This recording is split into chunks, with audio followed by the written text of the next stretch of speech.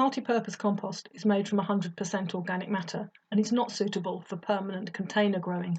This is a small bush fuchsia that I use in summer pots and overwinter in the greenhouse. It's been in this plastic pot for a couple of years, and you can see that over time the multi-purpose compost has sunk down and you can just see the roots at the top of the root ball. It's certainly time for replacement. I have now taken these fuchsias out of the pot, just tipped it out, and you can see if I crumble away at the top, it's very, very fine textured.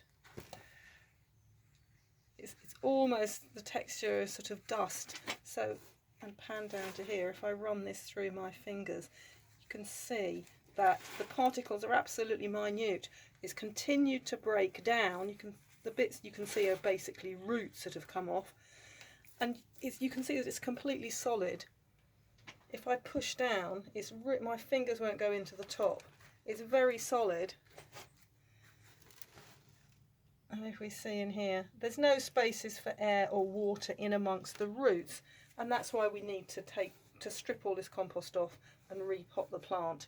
In contrast to this, which is new multi-purpose compost, you can see that it is broken down organic matter. It's a bit like brilliantly decomposed garden compost. You can see little fragments, you can see that there is texture to it, that there are spaces in it for air and water when it's around the roots. So once repotted, this plant should give me a great display of flowers again this summer.